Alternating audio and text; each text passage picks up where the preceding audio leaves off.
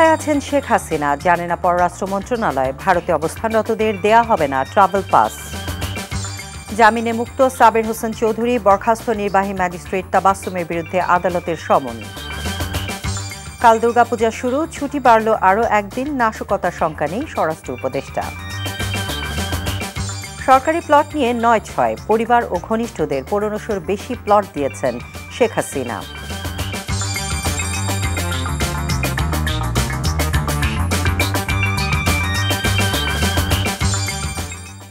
আসসালামু আলাইকুম, ফারহানা জামান টিউলিপ স্বাগত জানাচ্ছি এনটিভি সন্ধ্যার খবরে। ক্রাউন সিমেন্ট শিরোনাম দেখছিলেন। বিশ্বজুড়ে জোয়ার সৃষ্টি করা আর্টিফিশিয়াল ইন্টেলিজেন্সের ওপর দেওয়া হলো এবারের নোবেল।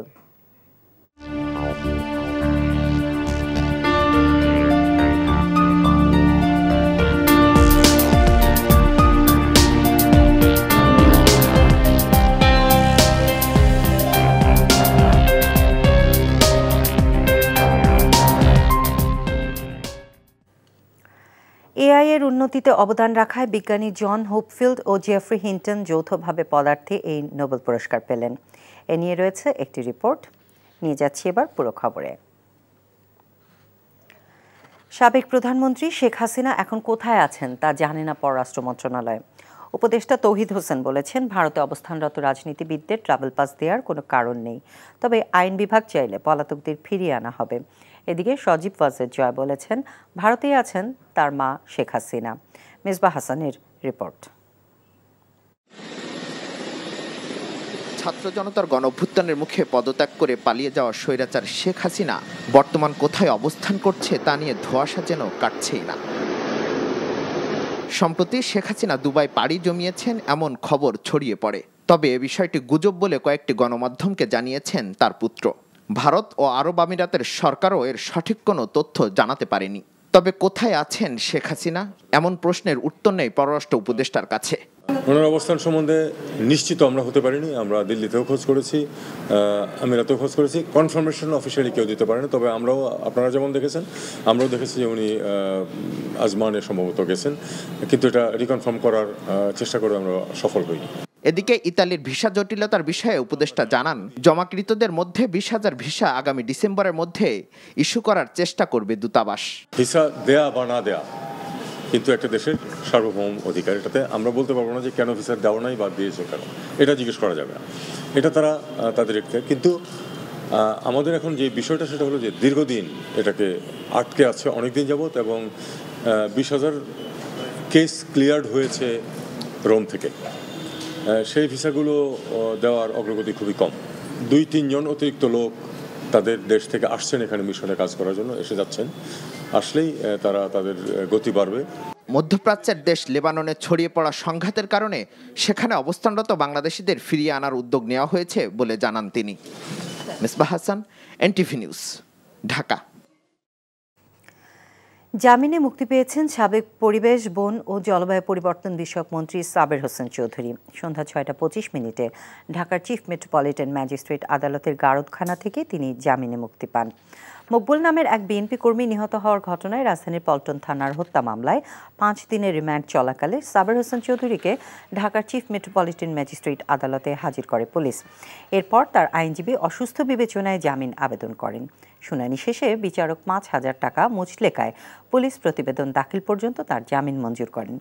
এছাড়া খিলগাঁও থানার ২টি হত্যা মামলা ও ২টি হত্যা চেষ্টা মামলা এবং পল্টন থানার ১টি হত্যা চেষ্টা মামলায় তার জামিন আবেদন করলে শুনানি শেষে বিচারক ৫,০০০ টাকা মুচলেকায় পুলিশ প্রতিবেদন দাখিল পর্যন্ত জামিন মঞ্জুর করেন। জামিনটা হচ্ছে মানুষের কনস্টিটিউশন রাইট, অর্থাৎ সাংবিধানিক অধিকার। মামলা হলেই সে আমি অপরাধী নই। যতক্ষণ পর্যন্ত ইনভেস্টিগেশন না হয়ে প্রতিবেদন আমার বিরুদ্ধে না আসবে ততক্ষণ পর্যন্ত আমি আসামি না। তদন্ত না হওয়া পর্যন্ত আদালত জামিন মঞ্জুর করতে পারেন, সেটা বিজ্ঞ আদালতের ক্ষমতা রয়েছে। সেই ক্ষমতা বলেই বিজ্ঞ আদালত জামিন দিয়েছেন। আদালতে হাজির হতে সাময়িক বরখাস্ত সহকারী কমিশনার তাপসী তাবাসসুম উর্মির বিরুদ্ধে সমন জারি করেছে আদালত। এ বিষয়ে আগামী ২৮ নভেম্বর দিন ধার্য করা হয়েছে। মঙ্গলবার ঢাকার মেট্রোপলিটন ম্যাজিস্ট্রেট জাকির হোসেনের আদালত মামলা গ্রহণ করে এ আদেশ দেন। এর আগে শহীদ আবু সাইদ সহ অন্য শহীদদের নিয়ে বিরূপ মন্তব্যের অভিযোগে তার বিরুদ্ধে ঢাকার আদালতে মানহানির মামলার আবেদন করেন গণ অধিকার পরিষদের সদস্য ও গণমাধ্যম সমন্বয়ক আবু হানিফ। আবেদনে বলা হয়েছে, গত ৫ অক্টোবর উর্মি শুধু শহীদ আবু সাইদ নয়, সরকারের দায়িত্বশীল পদে থাকা সত্ত্বেও ছাত্র গণ আন্দোলনের মাধ্যমে প্রতিষ্ঠিত সরকার ও প্রধান উপদেষ্টা ডক্টর মোহাম্মদ ইউনূসের বিরুদ্ধেও অবমাননাকর বক্তব্য দেন ফেসবুকে, যার মাধ্যমে সুপ্রিম কোর্টের আপিল বিভাগের রেফারেন্সের ভিত্তিতে সংবিধান সম্মতভাবে গঠিত একটি সরকার প্রধান সম্পর্কে বিষোদাগার করা হয়েছে এবং সরকার উৎখাতের হুমকি দিয়ে জনমনে ভীতি সৃষ্টি করা হয়েছে। কাল শুরু হচ্ছে সনাতন ধর্মাবলম্বীদের সবচেয়ে বড় ধর্মীয় উৎসব দুর্গাপূজা। এই উপলক্ষে একদিন ছুটি বাড়ানোর সিদ্ধান্ত নিয়েছে সরকার। ফলে বৃহস্পতিবার থেকে দশমীর দিন পর্যন্ত মোট ৪ দিন হচ্ছে পূজার ছুটি। রাজধানীর ঢাকেশ্বরী মন্দির পরিদর্শন করে প্রধান উপদেষ্টার বিশেষ সহকারী মাহফুজ আলম এই তথ্য জানান। পূজাকে কেন্দ্র করে আইনশৃঙ্খলা পরিস্থিতির অবনতির শঙ্কা নেই বলে জানিয়েছে পুলিশ। নাজিবুর রহমানের রিপোর্ট। শারদীয় দুর্গোৎসবের সার্বিক প্রস্তুতির খোঁজ নিতে মঙ্গলবার রাজধানীর ঢাকেশ্বরী মন্দিরে আসেন প্রধান উপদেষ্টার বিশেষ সহকারী মাহফুজ আলম ও প্রেস সচিব শফিকুল আলম। পরে সাংবাদিকদের মুখোমুখি হন তারা। দুর্গাপূজার উৎসবকে সার্বজনীন রূপ দিতে বৃহস্পতিবার সাধারণ ছুটির ঘোষণা দেন অন্তর্বর্তীকালীন সরকারের প্রধান উপদেষ্টার বিশেষ সহকারী। এইবার যেই অবস্থা হয়েছে যে শুক্র শনিবার পড়ে গেছে এবং রবিবার দশমী, ফলত আমরা চিন্তা করেছি যে একদিন আমরা এবারের জন্য বাড়িয়ে দিব, যাতে ওনারা একটা বড় সময় পান পূজা উদযাপনের জন্য। তো এইবার হচ্ছে বৃহস্পতিবারে সরকার আজকের ভেতরেই একটি প্রজ্ঞাপন হয়তো জারি করবেন। এর মধ্য দিয়ে আমরা দেখব যে পূজার ছুটি একদিন বাড়ানো হয়েছে। ৫ আগস্ট পরবর্তী পরিস্থিতিতে হিন্দু সম্প্রদায়ের উপর হামলার ন্যায় বিচার ও ক্ষতিগ্রস্ত পরিবারদের দ্রুত সহযোগিতার আশ্বাসও দেন তিনি। যারা ক্ষতিগ্রস্ত পরিবার আছে ওই পরিবারের কাছে প্রধান উপদেষ্টার ত্রাণ ও কল্যাণ তহবিল থেকে আমরা সহযোগিতার জন্য আমরা চেষ্টা করব। আমরা চাচ্ছিলাম যে দুর্গাপূজা অনুষ্ঠিত হওয়ার আগেই যাতে আমরা পৌঁছাতে পারি, কিন্তু আমরা হয়তো আজকালকার ভিতরে এই ব্যবস্থাটা খুব দ্রুতই করবো, যাতে ওনারা নিরাপদে এবং আনন্দের সাথে পূজা উদযাপন করতে পারে। পরে আইন শৃঙ্খলা পরিস্থিতি পরিদর্শন করতে ঢাকেশ্বরী মন্দিরে আসেন ডিএমপি কমিশনার মাইনুল হাসান। তিনি বলেন, যে কোনো বিশৃঙ্খলা এড়াতে ঢাকা মহানগরীতে সতর্ক অবস্থানে থাকবে ডিএমপি। আমাদের জানাবোধ এরকম কোনো আশঙ্কা নেই যে কোনো ধরনের ঝুঁকি আমরা দেখছি না। বিসর্জন শোভাযাত্রার জন্য বিশেষ নিরাপত্তা ব্যবস্থা থাকবে। বিসর্জন স্থান সময়ে নৌ পুলিশের টহলের পাশাপাশি আমরা ফায়ার ব্রিগেডকে অনুরোধ করেছি প্রয়োজনীয় নিরাপত্তামূলক ব্যবস্থা গ্রহণ করার জন্য। দুর্গাপূজা উপলক্ষে নগর জুড়ে কয়েক স্তরের নিরাপত্তা দেওয়ার কথাও জানিয়েছেন ঢাকা মহানগরী পুলিশের এই শীর্ষ কর্মকর্তা। Najibur Rahman, NTV news, Dhaka. এদিকে স্বরাষ্ট্র উপদেষ্টা অবসরপ্রাপ্ত লেফটেন্যান্ট জেনারেল মোহাম্মদ জাহাঙ্গীর আলম চৌধুরী বলেছেন, আসন্ন দুর্গাপূজায় কোনো ধরনের শঙ্কা নেই। নিরাপত্তা নিশ্চিতে পুলিশ, র্যাবের পাশাপাশি অন্যান্য বাহিনী মোতায়েন থাকবে। গাজীপুরের কৃষি গবেষণা ইনস্টিটিউটে পরিদর্শন ও মত বিনিময়ের আগে সাংবাদিকদের প্রশ্নের জবাবে এসব বলেন তিনি। বাজার সিন্ডিকেটের বিষয়ে তিনি বলেন, খুব শীঘ্রই বাজার পরিস্থিতি একটি সহনীয় পর্যায়ে চলে আসবে। যদি কোনো সিন্ডিকেট থাকে, বাণিজ্য মন্ত্রণালয় সেটি ভেঙে দেবে। বন্যা কবলিত এলাকায় কৃষকদের মাঝে বীজ, চারা এবং নগদ অর্থ পাঠানো হয়েছে বলেও জানান তিনি। পরে কৃষি গবেষণা ইনস্টিটিউট মিলনায়তনে সভা করেন কৃষি উপদেষ্টা।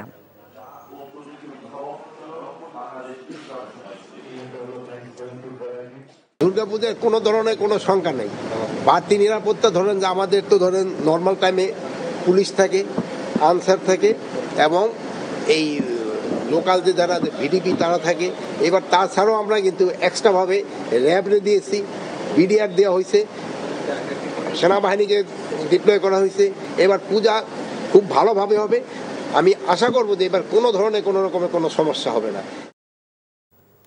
ক্ষমতার দাপটে অর্থ লোপাটি নয়, পরিবারের সদস্য আর দলের কর্মী সমর্থকদের প্রায় 1500-রও বেশি সরকারি প্লট বরাদ্দ দিয়েছেন স্বৈরাচার শেখ হাসিনা। শেখ পরিবারের সদস্য হলেই পূর্বাচল, ঝিলমিল প্রজেক্ট ও উত্তরা তৃতীয় প্রকল্পে মিলেছে 10 কাঠার প্লট। এসব প্লট বরাদ্দ দিয়েছে রাজুক। সাবেক স্পিকার শিরিন শারমিন চৌধুরী, সাবেক পরিকল্পনা মন্ত্রী এম এ মান্নান সহ মন্ত্রী, এমপি, সংস্কৃতিকর্মী, সরকারি আমলারাও আছেন সরকারি প্লট প্রাপ্তির তালিকায়। এমন তথ্য উঠে এসেছে এনটিভির অনুসন্ধানে। ইউনুস আলীর ক্যামেরায় নাজিবুর রহমানের আরেকটি রিপোর্ট। ২৯,০০০-এর বেশি প্লট আছে ঢাকার পাশেই গড়ে ওঠা আধুনিক পূর্বাচল নতুন শহর প্রকল্পে। যুগ পেরিয়ে যাওয়া এই প্রকল্প এখনও সাধারণ মানুষের বসবাসের উপযোগী করতে পারেনি রাজধানী উন্নয়ন কর্তৃপক্ষ। এর মধ্যে আবার যুক্ত হয়েছে সাবেক সরকার প্রধানের ইশারায় নিয়মের তোয়াক্কা না করে প্লট বরাদ্দের চিত্র। রাজধানী ঢাকার জনসংখ্যার চাপ কমাতে গড়ে তোলা হয় পূর্বাচল নতুন শহর প্রকল্প, যেখানে সাধারণ মানুষের জন্য আবাসন তৈরির সুযোগই ছিল মূল লক্ষ্য।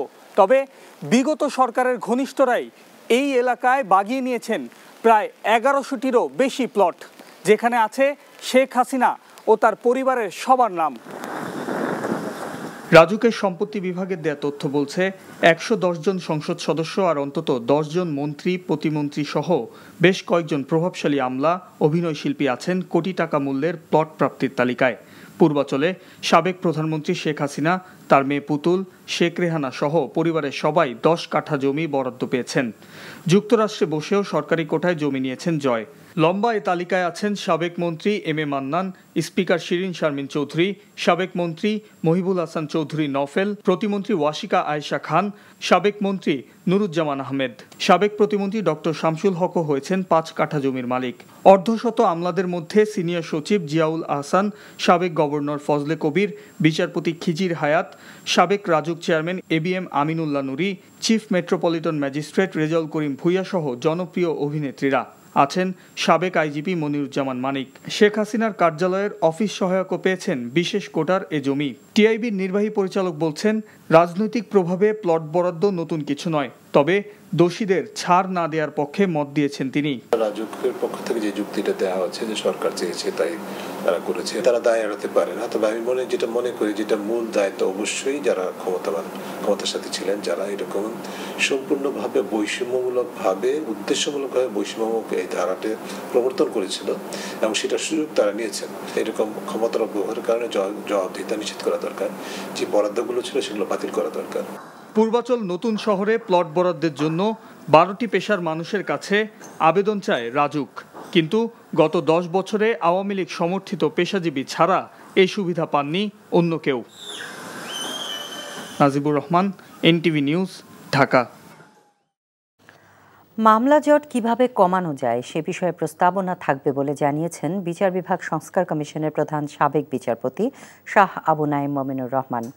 জনসাধারণ যাতে উপকৃত হয় সেভাবে বিচার বিভাগ সংস্কার করার বিষয়ে আলোচনা হয়েছে বলেও জানান তিনি। সকালে বিচার বিভাগ সংস্কার কমিশনের বৈঠক শেষে কমিশন প্রধান এসব কথা বলেন।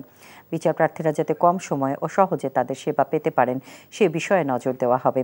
পাশাপাশি বিচার বিভাগকে হস্তক্ষেপ মুক্ত করা ও স্বাধীনতা নিশ্চিতে কমিশন সরকারকে বেশ কিছু প্রস্তাবনা দেবে। সেক্ষেত্রে মামলা জট ও বিচার প্রার্থীদের খরচ কমানোর বিষয়টিকে অগ্রাধিকার দেওয়া হবে।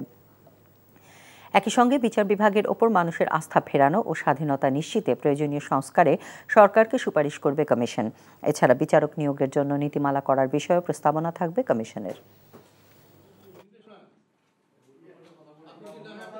আমরা চাবো ইন্টারফিয়ারেন্স যাতে না হয়। আমরা যা বলবো, আমরা ভুল করলে আপনার হায়ার অথরিটিতে যান, কিন্তু এই খালি যদি আপনি বিক্ষুব্ধ হতেই থাকেন আর মামলা চলে, তো মামলা তো শেষ হবে না, কারণ দুই পক্ষ কোনোদিন এক হবে না। এইটা চিন্তা ভাবনা নিতে হবে। বিচার এক জায়গায় শেষ হতে হবে, সবাইকে খুশি করে বিচার করা যাবে না। আমাদের স্টেক হোল্ডার আছে, নিচের কোর্টের লোক, জুডিশিয়ারি আছে, সুপ্রিম কোর্ট, বার অ্যাসোসিয়েশন আছে, ব্যবসায়ী সমিতি আছে, ওদের সাথে আলাপ আলোচনা করতে হবে। এগুলো আমরা নিয়ে আলাপ আলোচনা করবো, বিচার কার্যের যাতে বিলম্ব না হয় আর বিচার কার্যের খরচাটা যাতে কম হয়। সরকারি কর্ম কমিশন পিএসসির চেয়ারম্যান মোহাম্মদ সোহরাব হোসাইন সহ ১৩ সদস্য পদত্যাগ করেছেন।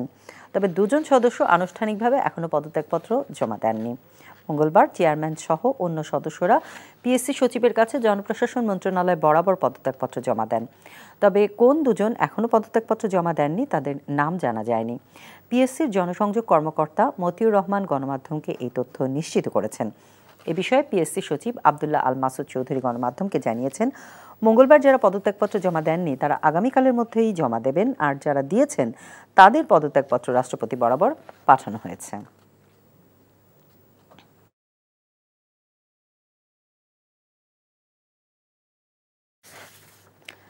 শেরপুর, ময়মনসিংহ ও নেত্রকোনায় বন্যার পানি নামতে শুরু করেছে। ভেসে উঠেছে ক্ষয়ক্ষতির চিত্র। শেরপুরের ঝিনাইগাতি ও নালিতাবাড়ী উপজেলা থেকে নেমে গেছে পাহাড়ি ঢলের পানি। কিছু নিম্নাঞ্চল ব্যতীত কোথাও কোনো পানি নেই। তবে পানি নেমে যাওয়ার পর বন্যার ক্ষয়ক্ষতির চিত্র ভেসে উঠছে। সবচেয়ে ক্ষতিগ্রস্ত হয়েছে মাছের খামার। জেলার অন্তত 200 জন মাছের খামারি পথে বসেছে। এদিকে ময়মনসিংহের ধোবাউড়া হালুয়াঘাটে পাহাড়ি ঢল ও অতিবৃষ্টিতে সৃষ্ট বন্যা পরিস্থিতির বেশ উন্নতি হয়েছে। তবে ফুলপুরের 2টি ইউনিয়নে বন্যার পানি প্রবেশ করেছে। দুর্গতদের মাঝে ত্রাণ সহায়তা অব্যাহত আছে। নেত্রকোনা জেলায় বন্যা প্লাবিত 5টি উপজেলাতেই পানি নামতে শুরু করেছে, তবে নতুন নতুন এলাকা প্লাবিত হচ্ছে।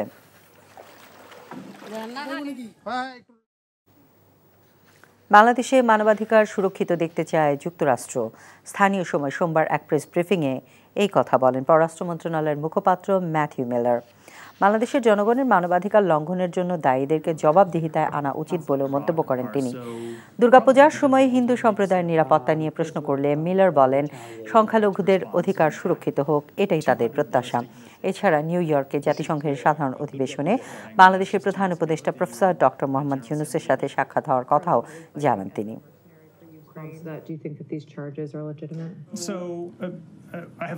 we have limited information available about this. We ask you about these potential. Congress doesn't give us any additional funding to look at those. We of course welcome it. For allegedly fighting as a mercenary for Ukraine. These individual cases that you mentioned, but I can tell you that the Secretary. কয়েক মাস ধরে বাংলাদেশিদের মানবাধিকার লঙ্ঘনের জন্য যারা দায়ী তাদেরকে জবাবদিহিতায় আনা উচিত। সারা বিশ্বের মতো বাংলাদেশেও সংখ্যালঘুদের অধিকার সুরক্ষিত হোক, এটা আমরা অবশ্যই দেখতে চাই। Acting Prime Minister, I think is পদার্থে নোবেল প্রসঙ্গ। বিশ্বজুড়ে জোয়ার সৃষ্টি করা কৃত্রিম বুদ্ধিমত্তার ওপর দেওয়া হলো এবারের নোবেল পুরস্কার। এআই এর উন্নতিতে সবচেয়ে বেশি অবদান রাখায় বিজ্ঞানী জন হোপফিল্ড এবং জেফ্রি হিন্টনকে যৌথভাবে পদার্থে নোবেল বিজয়ী হিসেবে ঘোষণা করা হয়েছে রয়্যাল সুইডিশ একাডেমি থেকে। আরও জানাচ্ছেন শেখ খলিল সোহেল।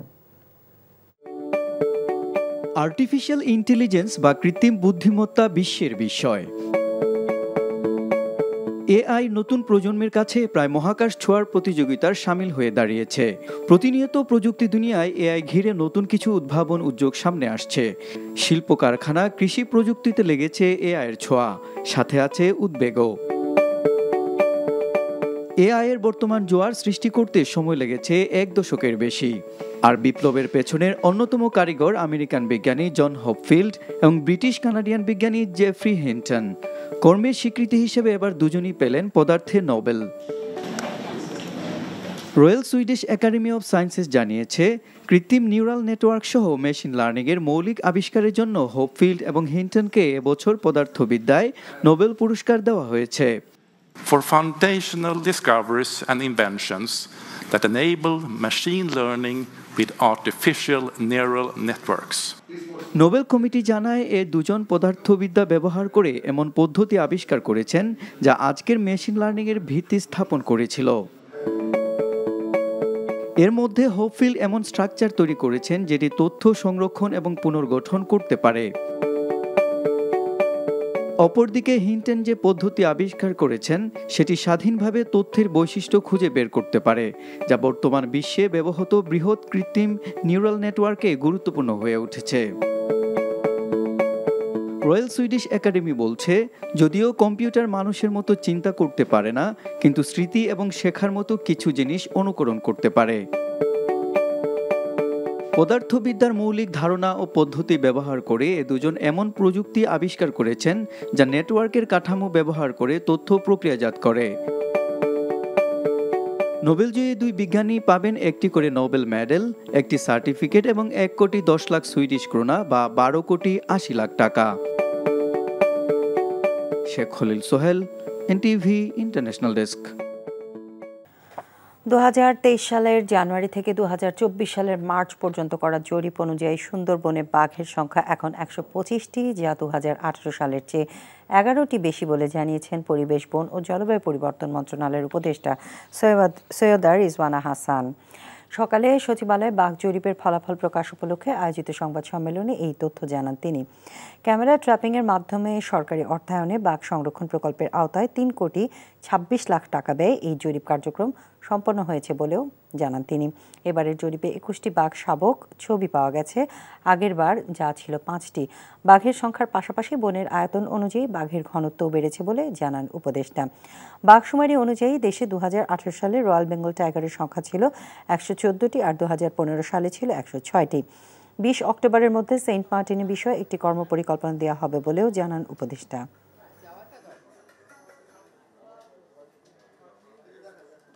ঝুঁকি কম দেখাতে রক্ষিত এলাকাকে সুন্দরবনে পরিচালিত বাঘ জরিপে বাঘের সংখ্যা 125টি পাওয়া যায় এবং প্রতি 100 বর্গ কিলোমিটার বনে বাঘের ঘনত্ব পাওয়া যায় 2.64। 2018 সালের তুলনায় 2024 সালে সুন্দরবনে বাঘের সংখ্যা 9.65% বৃদ্ধি পেয়েছে এবং 2015 সালের তুলনায় বাঘের সংখ্যা 17.92% বৃদ্ধি পেয়েছে। বাংলাদেশের জনগণের নিরাপত্তা সহ সার্বিক বিষয়ে অন্তর্বর্তী সরকারের সঙ্গে কাজ করবে বলে জানিয়েছেন ঢাকায় নিযুক্ত দক্ষিণ কোরিয়ার রাষ্ট্রদূত পার্ক ইয়ং-সেক। সকালে রাজধানীর মগবাজারে জামায়াতে ইসলামীর কেন্দ্রীয় কার্যালয়ে দলটির আমির ডাক্তার শফিকুর রহমানের সঙ্গে বৈঠক করেন দক্ষিণ কোরিয়ার রাষ্ট্রদূত। আগামীতে দুই দেশের সম্পর্ক এগিয়ে নেওয়ার পাশাপাশি দেশের উন্নয়নে কিভাবে কোরিয়ার সঙ্গে কাজ করা যায় সেসব বিষয় নিয়ে আলোচনা হয়েছে বলে সাংবাদিকদের জানান জামায়াতের আমির। আগামীতে আমাদের এই দুই দেশের সম্পর্ককে আরো কিভাবে একটা চমৎকার পর্যায়ে নিয়ে যাওয়া যায় সেই বিষয়ে আমাদের অভিব্যক্তি উভয়ই আমরা ব্যক্ত করেছি।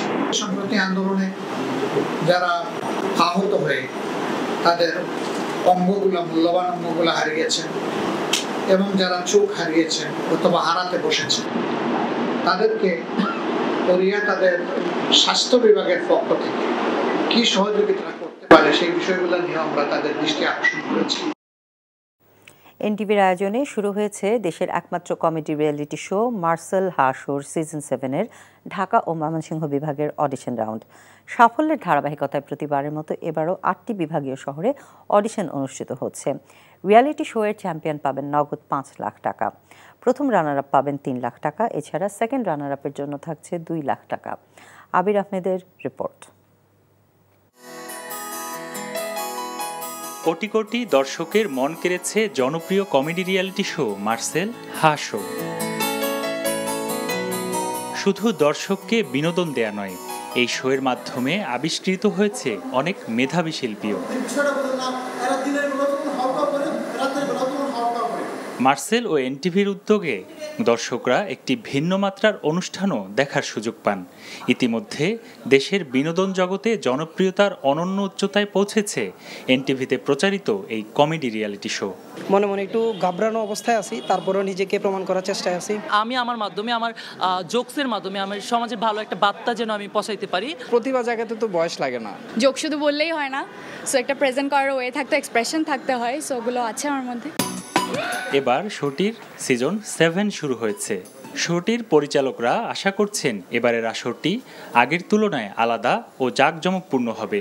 আমরা যে ধরনের পারফর্মার আশা করছি, গতবারেও যেরকম পেয়েছি এবারেও আমরা কিছু কিছু পারফর্মার আমি দেখেছি, আমার কাছে মনে হচ্ছে যে গতবারের চেয়েও অনেক দুর্দান্ত। আজকে ঢাকা এবং ময়মনসিংহ বিভাগ একসাথে 2টি বিভাগের আমরা অডিশন চলছে, ব্যাপক সাড়া পেয়েছি। গতবার থেকে এবার অনেক হার্ড কম্পিটিশন হবে। নায়ক যখন 10-12টা কন্যার সাথে মারামারি করে তখন তার কোনো ব্যথা লাগে না, যখন রাত্রে নায়িকা মারামারি তখন করে চিৎকার দেয়। মার্সেল হাসোর মধ্য দিয়ে নিজেকে আবিষ্কার করার সুযোগ পেয়ে থাকেন তরুণ কমেডিয়ানরা, এমনটি মনে করছেন অডিশন রাউন্ডের বিচারকরা।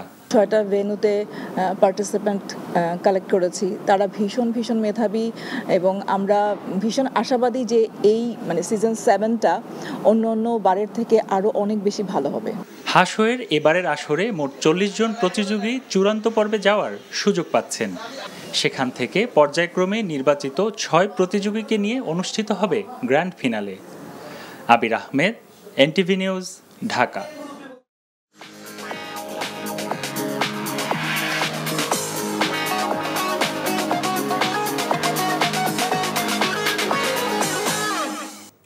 নগদ নিবেদিত অর্থনীতির খবর। ডিমের বাজার দর স্থিতিশীল রাখতে সীমিত সময়ের জন্য 7 প্রতিষ্ঠানকে শর্ত সাপেক্ষে 4,50,00,000 ডিম আমদানির অনুমতি দিয়েছে বাণিজ্য মন্ত্রণালয়। আজ বাণিজ্য মন্ত্রণালয়ের আভ্যন্তরীণ বাণিজ্য 1 শাখা থেকে এই অনুমোদন দেওয়া হয়েছে। অনুমোদন পত্রে বলা হয়েছে, প্রাণী সম্পদ অধিদপ্তরের তথ্য মতে দেশে প্রতিদিন প্রায় 5 কোটি পিস ডিমের চাহিদা রয়েছে। বর্তমানে ডিমের বাজার পরিস্থিতি বিবেচনায় ও বাজার দর স্থিতিশীল রাখার লক্ষ্যে সাময়িকভাবে সীমিত সময়ের জন্য 7টি প্রতিষ্ঠানকে 4.5 কোটি ডিম আমদানির অনুমতি দেওয়া হয়েছে। এই আমদানির অনুমতির মেয়াদ আগামী 31 ডিসেম্বর পর্যন্ত বহাল থাকবে।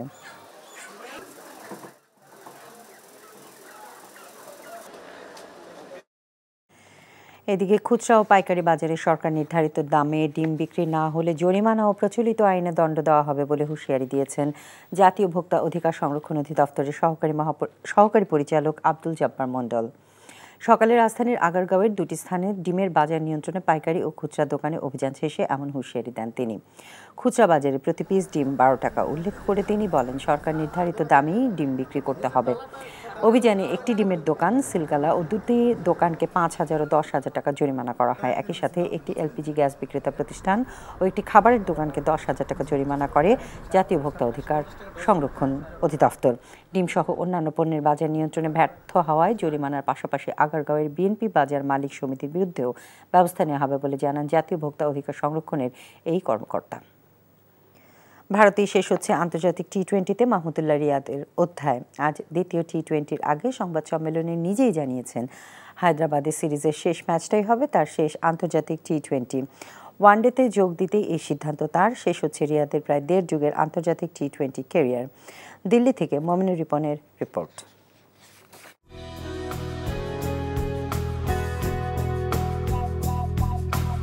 মাহমুদুল্লাহ রিয়াদ, যার কথা বললেই বাংলাদেশ ভক্তদের স্মৃতিতে ভেসে ওঠে নিধাস ট্রফিতে দলকে ফাইনালে ওঠানোর লক্ষ্যে শ্রীলঙ্কার বিপক্ষে অপরাজিত 43 রানের ইনিংসের কথা। অসাধারণ সেই ইনিংসের মতোই টি-20তে অতীত হতে যাচ্ছেন মাহমুদুল্লাহ। বাংলাদেশ দলের ভবিষ্যৎ পরিকল্পনায় নিজেকে সরিয়ে নেয়ার এটাই উত্তম সময় বলে জানালেন তিনি। না, আলহামদুলিল্লাহ আমার কোনো আক্ষেপ নেই, আমার এক ফোটাও আক্ষেপ নেই, কারণ আমার মনে হয় যে playing for Bangladesh so many years আমি যতটুকু খেলেছি টি-20 ফর্মেটে, আমি প্রবাবলি 2007 আমার ডেবিউ হয়েছে, 2024 17 ইয়ার্স। আমি জানি না কতটুকু ভালো করতে পেরেছি বা কতটুকু করেছি সেখানে, but I try my best to serve the team. 2007 সালে নাইরোবিতে টি-20তে অভিষেক হওয়া মাহমুদুল্লাহ এই ফরম্যাটকে বিদায় জানাবেন হায়দ্রাবাদে।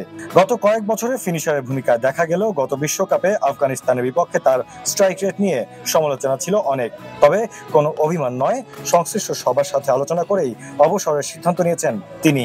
না, আমি মনে করি না এরকম কোনো এটা ডিপেন্ড করে ইন্ডিভিজুয়ালি।